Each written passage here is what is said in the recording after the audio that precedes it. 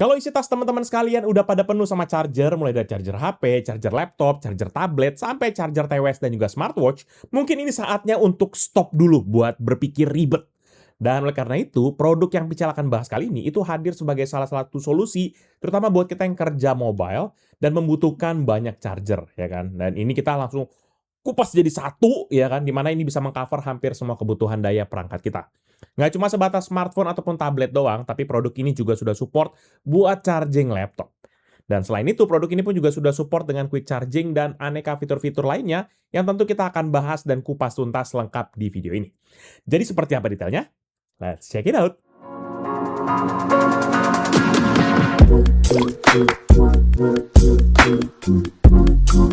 Halo guys, balik lagi bersama Pical, dan di video kali ini Pical akan kedatangan sebuah charger multiport dengan daya yang besar, yaitu CUKTEK 10 Ultra GaN 120W.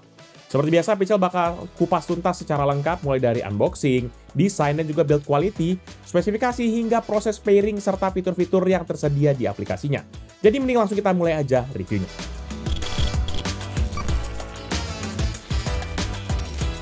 Pertama kita mulai dari sisi kemasan, di mana boxnya menggunakan tipe 5 panel hanger, di mana dilengkapi dengan hanger ataupun gantungan. Secara tampilan, box ini dominasi adalah warna hitam matte dengan bahan kartun doff yang memang terasa solid, yang mana saat kita pegang itu feel-nya kerasa firm dan juga memang kokoh banget. Selain itu, kemasannya juga sudah mengikuti akan standar produk-produk modern kebanyakan, yang mana terdapat tambahan spot UV mengkilap yang memberikan kesan premium dan juga profesional. Memang kita nggak seharusnya ngejudge dari tampak luar aja. Tapi ini memang dari kemasannya aja udah berasa aura-aura nguras dompetnya gitu loh ya. Nah, lanjut ke bagian detail desain, maka di sisi bagian depan kemasan nanti terdapat tampilan produk, tulisan nama produk yang dituliskan dalam huruf Latin dan juga Mandarin, lalu informasi powered by CUKTEK, dan juga icon gun dengan finishing poly silver yang berkilau. Beralih ke bagian sisi atas kotak, nanti sekilas polosan aja, tapi kalau ditegasin lagi terdapat tulisan tuh CUKTEK 10 Ultra. Sementara di bagian bawah terdapat kode QR buat download aplikasi, serta deretan barcode. Dan di sisi kiri nanti terdapat dua ikon aplikasi, sementara bagian kanan terdapat informasi terkait isi kemasan, dan juga alamat serta website produsennya. Terakhir, palingan di bagian belakang terdapat visual penggunaan produknya. Dan nanti di bagian bawahnya pun ada juga spesifikasi teknis yang tentunya akan Pical bahas satu-satu, tapi nanti ya. Dan seperti yang teman-teman bisa lihat sendiri, meskipun tulisannya masih mayoritas menggunakan bahasa Mandarin, tapi kurang lebih informasi yang tertera ya masih itu aja lah. Nggak ada yang aneh-aneh, jadi mending langsung kita masuk aja ke bagian isi paket penjualan. Dan pada saat Pical bongkar, nanti isinya memang simple banget. Paling cuma ada satu unit charger dan juga satu kartu garansi serta user manual. Kalau ditanya apakah ada gimmick tambahan kayak stiker lah, aksesoris ekstra, kabel apa, nggak ada, nggak usah ngarap-ngarap lah. Palingan hanya ada tambahan kardus tipis di bagian dalam untuk meminimalisir akan goncangannya.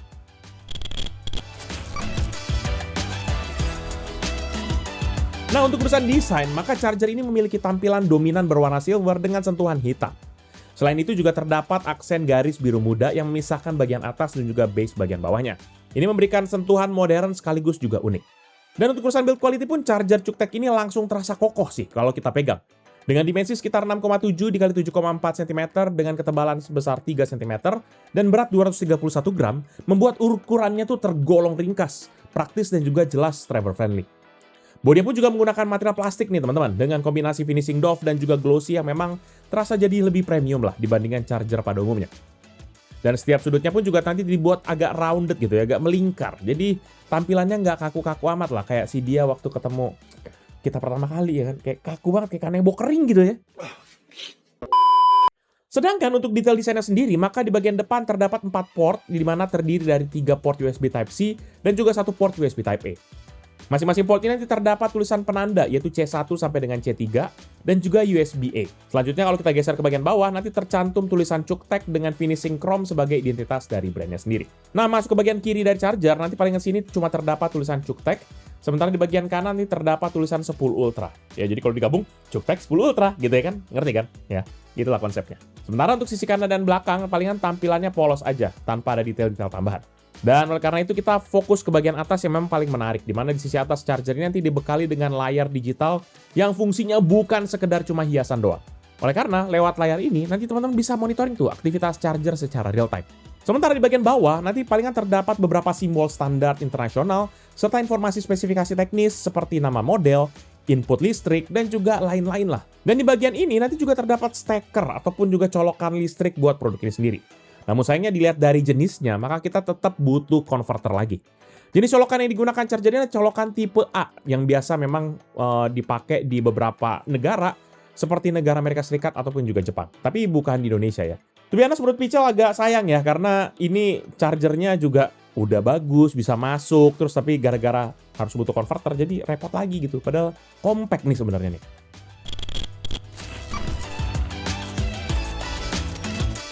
Nah, sebelum kita lanjut, Pichel mau remind buat teman-teman yang belum subscribe, mungkin boleh dulu ya dibantu untuk subscribe di channel ini. Biar kita makin semangat lagi guys buat bikin konten-konten berikutnya. Nah, ngomongin soal spesifikasi, maka sebagai catatan penting yaitu charger ini sudah menggunakan teknologi GaN atau gallium nitride. Ya, sebagai perbandingan, power supply konvensional umumnya masih menggunakan bahan silikon. Dan dibandingkan dengan silikon, maka yang tipe GaN ini atau gallium nitride itu tuh menawarkan efisiensi dan juga kemampuan switching yang memang lebih tinggi. Jadi dia mampu menghasilkan daya yang besar dalam ukuran yang jauh lebih ringkas. Ini juga lah yang menjadi alasan kenapa charger berdaya tinggi zaman sekarang bisa dibuat sekecil adaptor biasa gitu. Selain itu, GaN juga lebih menawarkan efisiensi dalam menghantarkan listrik, sehingga panas yang dihasilkan oleh charger tuh jadi lebih rendah dibandingkan dengan teknologi sebelumnya. Tapi ya gitu, ujung-ujungnya karena namanya teknologi baru, ya otomatis lebih mahal gitu kan. Nah, selanjutnya seperti yang sudah Pichel bahas di bagian segmen desain tadi, maka produk ini sendiri memiliki layar TFT berukuran 1,57 inci yang mana sudah dilengkapi dengan touch button dengan fungsi untuk navigasi informasi pada layar.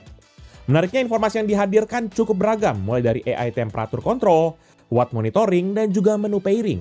Dan memang terkait masalah port pun juga pada waktu Pichel coba kulik dan nemu website resmi Cuktek Vietnam, maka port-port ini pun juga sudah mendukung berbagai protokol fast charging populer, mulai dari power delivery, programmable power supply, quick charge, universal fast charging specification, hingga beberapa protokol lainnya. Dan dengan dukungan seluas ini, maka kompatibilitasnya jadi lebih fleksibel. Mau kita pakai buat beberapa perangkat, mulai dari smartphone, tablet, sampai laptop modern aneka merek, harusnya aman. Nah, sekarang kita masuk ke bagian output dayanya sendiri, dimana kalau dari klaim mereka, maka di bagian belakang dus produk itu untuk USB Type-C 1 dan USB Type-C 2 itu masing-masing port mendukung akan fast charging hingga 100 watt per port. Output sebesar ini jelas ideal banget, terutama buat kita yang pakai buat nge-charge laptop, MacBook, ataupun juga Ultrabook yang membutuhkan suplai daya besar dan juga stabil. Sementara itu untuk USB Type-C 2, dia punya output hingga 44 watt, dimana ini ideal banget buat kita yang mungkin butuh kayak tablet, iPad, ataupun smartphone yang membutuhkan daya yang nggak terlalu tinggi-tinggi amat dibandingkan yang 100 watt tadi. Nah, lebih lanjut untuk port yang terakhir yaitu USB Type-A-nya tadi, di mana output maksimumnya pun juga agak sedikit lebih rendah lagi. Yang tadi 44 watt, nah yang USB Type-A-nya ini tuh 33 watt, teman-teman. Walaupun begitu, dia masih sangat mumpuni banget, terutama buat ngisi daya perangkat untuk daya-daya yang memang nggak terlalu tinggi. Seperti contohnya earbuds lah, gadget tambahan yang memang suka nggak bisa support fast charging. Kalau buat Pichel biasanya pakai buat itu tuh, kayak konsol gitu ya, konsol emulator. Dia biasanya suka nggak mau tuh kalau pakai yang fast charging kan. Dan seperti biasa, nggak Pichel namanya. Kalau Pichel langsung terima-terima gitu doang ya kan. Pichel jadi mau nggak mau harus cobain dulu nih. Ngetes gimana sih kemampuannya gitu. Dan untuk tes yang pertama, Pichel coba metode single device charging. Yaitu kita charge menggunakan MacBook pakai port USB Type-C tadi. Dan setelah dicolok ke MacBook Pichel, maka Pichel notice hal yang menarik. Ternyata layarnya memunculkan tulisan Apple sebagai tanda produk ini memiliki sertifikasi MFI. Ya, setelah itu layar chargernya memunculkan output daya yang di kisaran di 58 watt lah waktu Pichel coba tes.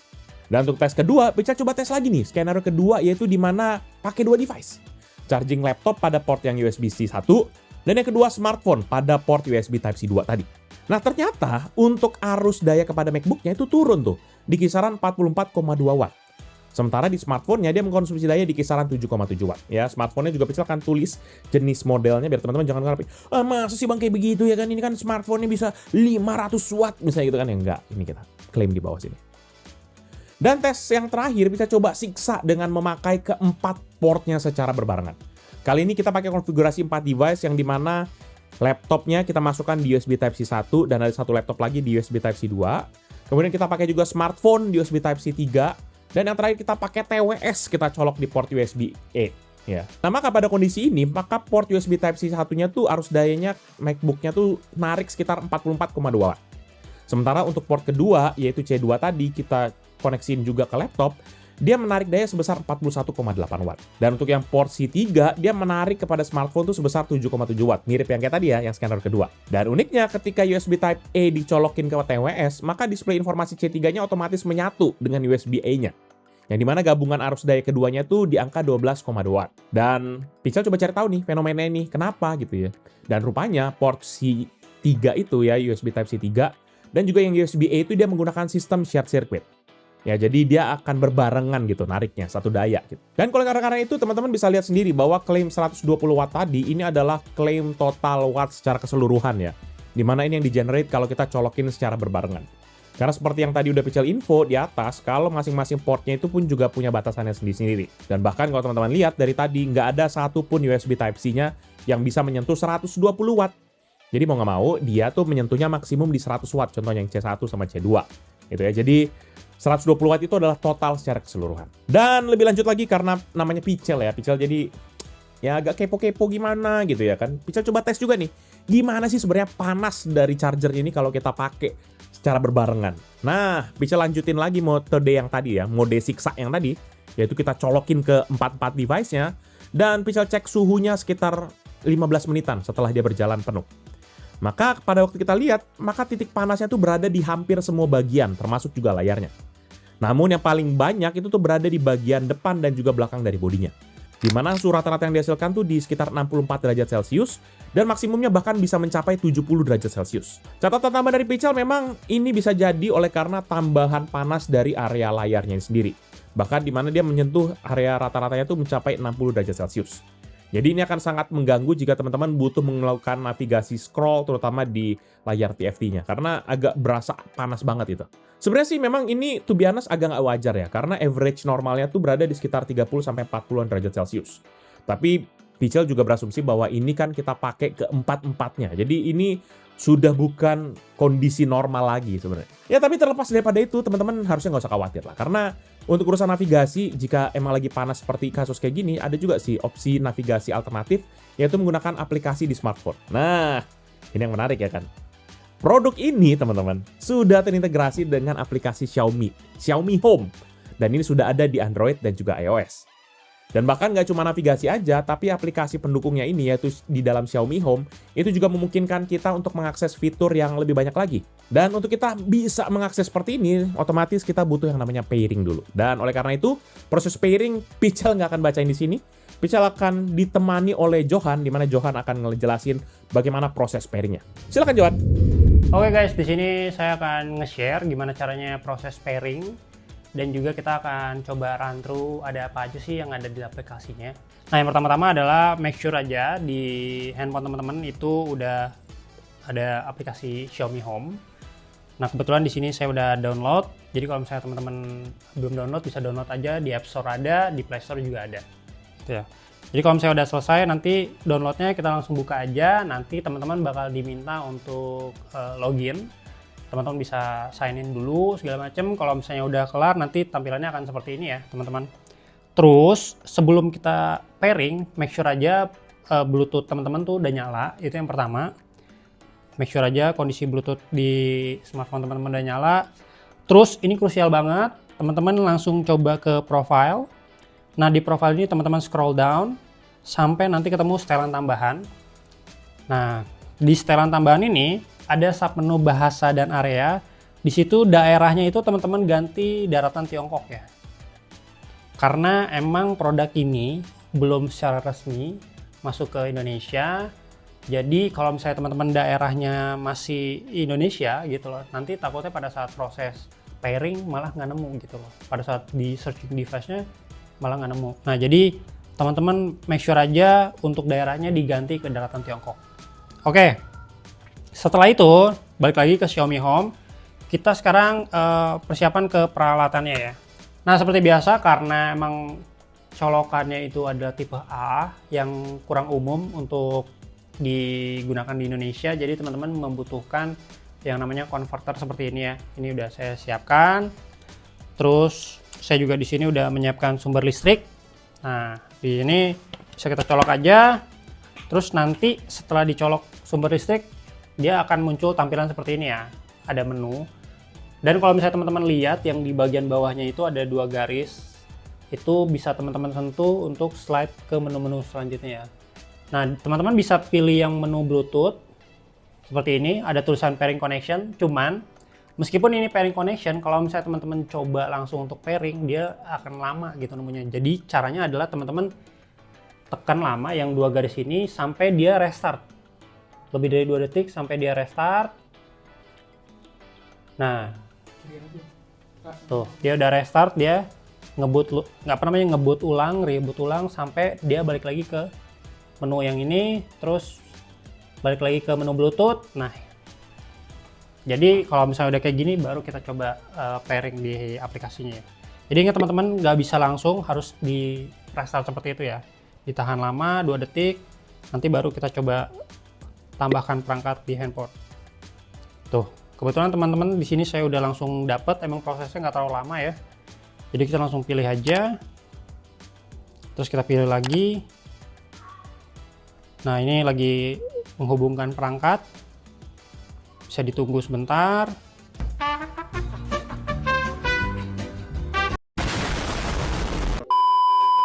Nah, kalau misalnya prosesnya udah itu, nanti ada seperti ini. Terus teman-teman bisa pilih berikutnya. Terus ini kalau misalnya teman-teman mau rename nama gitu loh. Tapi kalau misalnya nanti teman-teman mau rename nanti aja juga bisa sih. Terus berikutnya. Oke, ini connecting.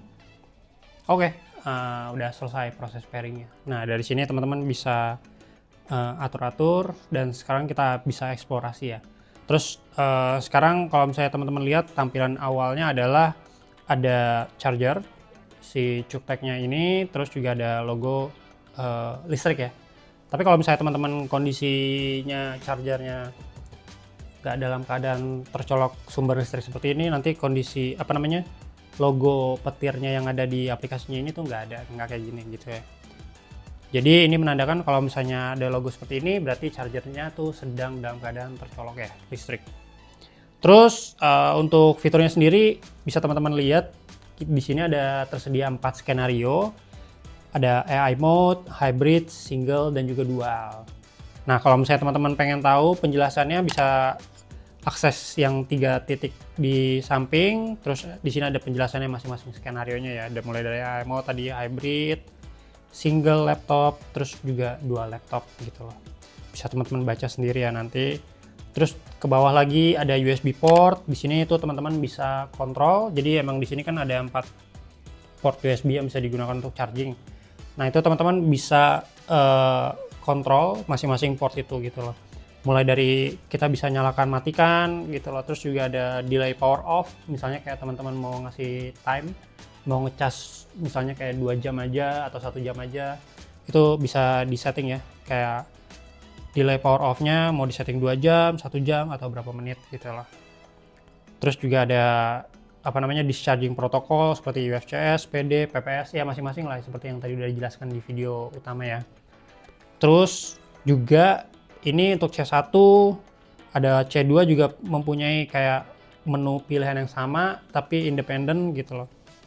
C3 dan juga USB-A-nya juga seperti itu. Cuma bedanya adalah untuk C3 dan USB-A-nya itu tidak ada power delivery. Jadi emang sebenarnya kalau misalnya teman-teman butuh untuk ngecas laptop itu di C1 atau C2 yang udah support.